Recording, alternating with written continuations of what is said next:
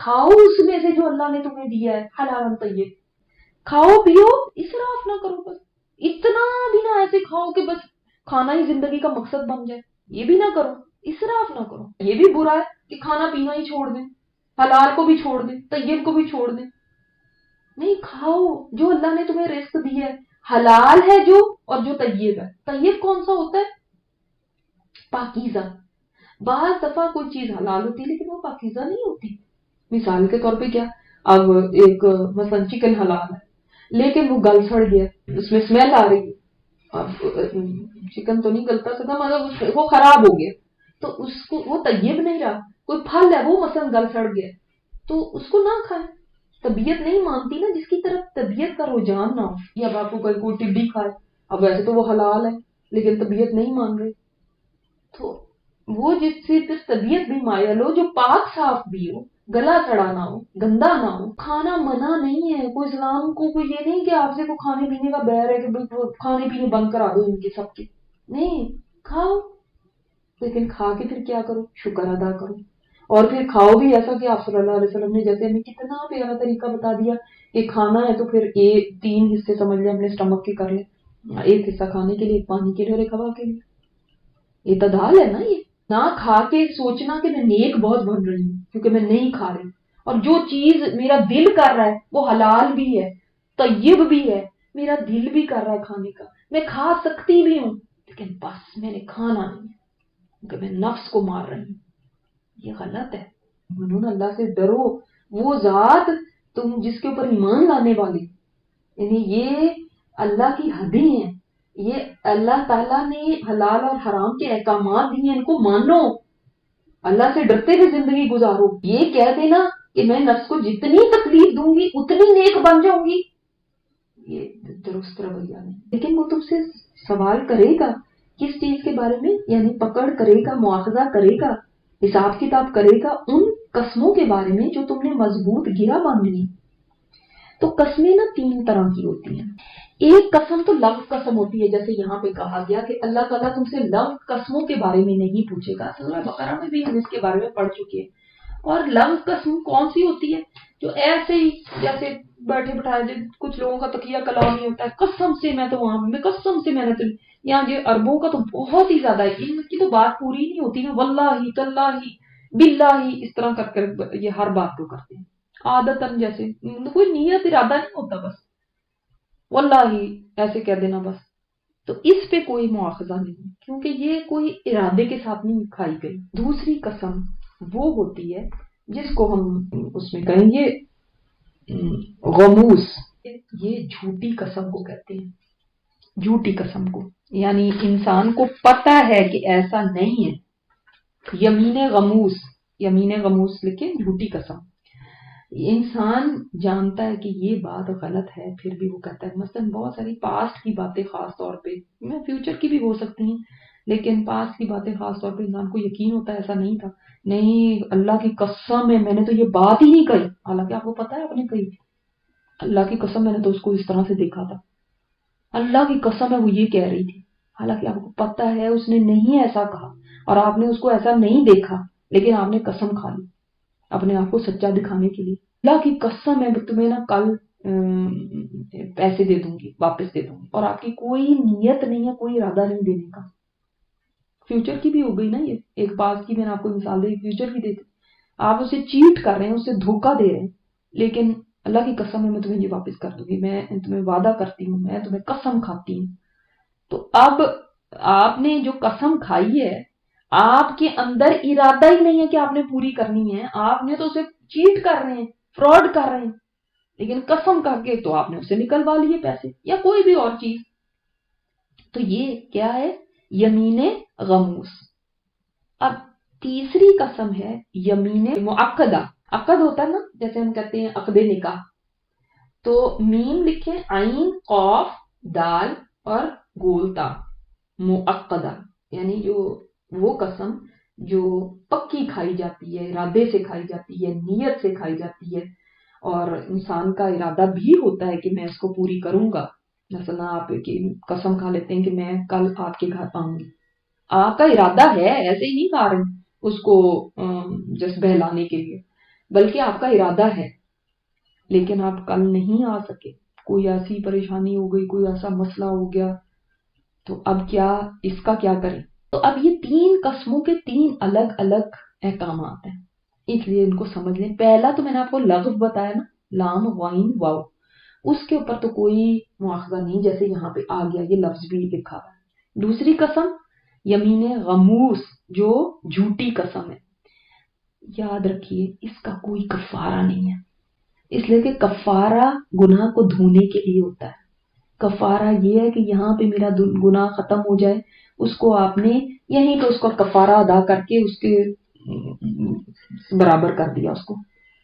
اس بندے کے لیے تو بس توبہ استغفار ہے، یہ تو اب اللہ کے پاس ہی جائے گا۔ تو پھر کس ٹائپ کی وہ قسم تھی، کتنے اس کے کانسیکوینسز تھے، کیا اس کے بارے میں ہوا،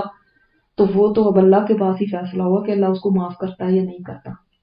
ٹھیک ہے۔ اس لیے اس کو کفارہ رکھا ہی نہیں گیا، کیونکہ کفارہ کر کے تو آپ نے جان چھڑا لی اپنی نا۔ ہاں یمین معقدہ جو ہے اس کا ہے کفارہ،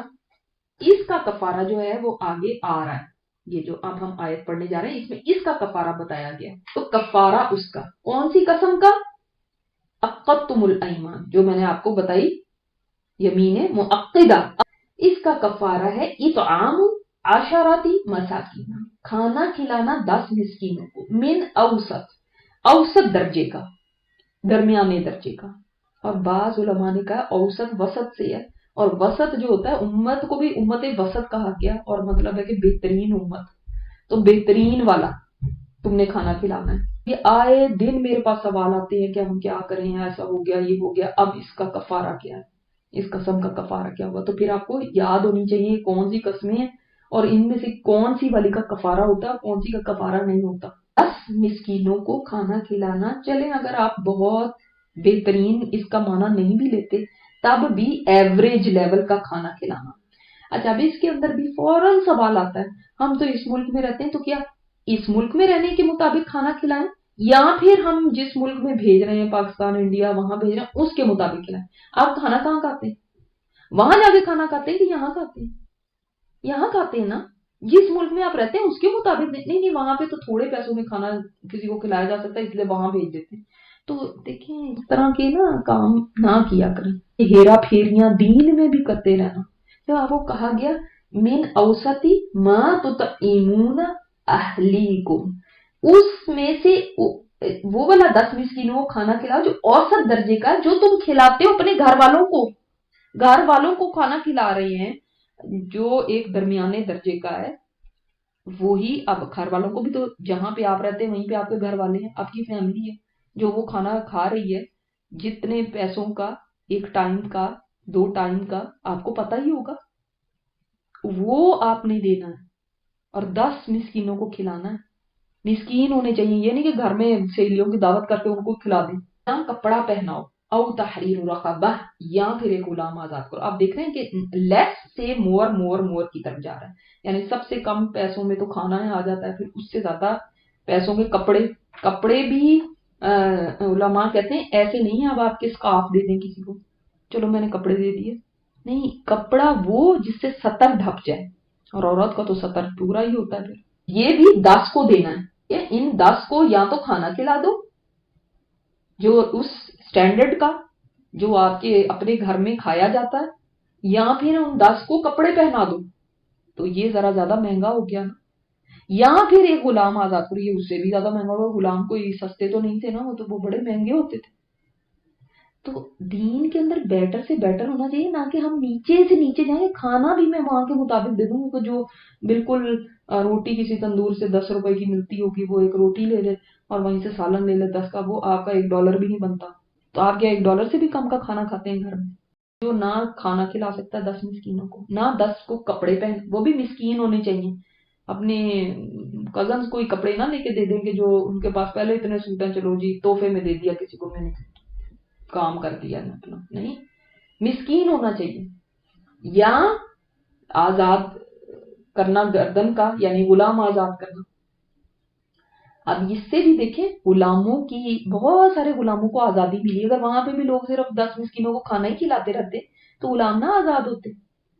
لیکن جو افورڈ کر سکتا ہے، جو اتنا، ہر ایک اتنے لیول پہ نہیں جا سکتا ہوگا، تو جو افورڈ کر سکتا ہے وہ غلام آزاد کرتے. ہر ایک چونکہ نہیں کر سکتا اس لیے کسی کے لیے 10 مسکینوں کو کھانا کھلانا ہی کہہ دیا. وہ اس کے لیے اتنا ہی اس کا بس ہے، اتنی جیب ہے اس کی. لیکن دیکھیں اوپر کا بھی ایک درجہ ہے. اور آج غلام نہیں ہے تو کسی کا قرضہ ادا کروا دینا، یا جیل میں جو لوگ قید ہیں بے گناہ جو قید ہوتا ہے اس کا کوئی مطلب اس کے کیس کے لیے کوئی پیسے چاہیے جس سے اس کو آزادی مل سکتی ہے، وہ بیچارہ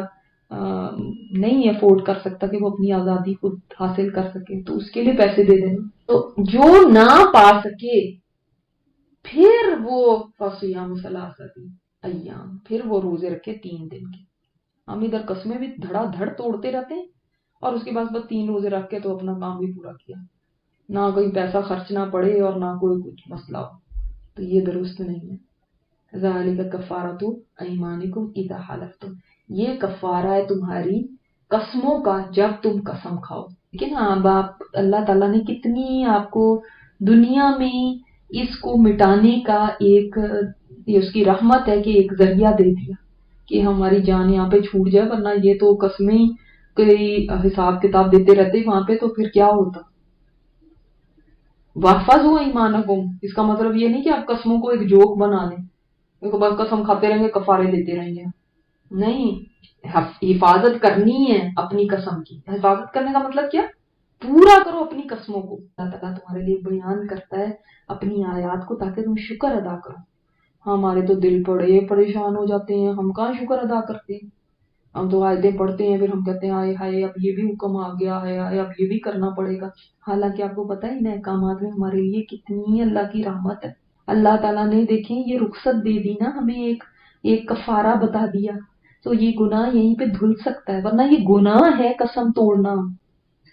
تو اب یہ اس کو نہ بہت سمجھے ہائے اب اتنوں کو کھلانا پڑے گا، ہائے تو کون اب کرے اتنے کو کپڑے پہنانے، یہ تو بڑے ایکسپینسو ہو جائیں گے، یہ تو ایسے ہو جائے گا. نہیں، اس کے اوپر شکر ادا کریں. شکر ہے اللہ جان بخشی ہو گئی، یہیں پہ تھوڑے میں چھوٹ گئے آپ. تو دنیا میں ہی اللہ نے بتا دیا کہ یہ کر کے تم اپنے گناہ کو مٹا سکتے ہو یہاں پہ.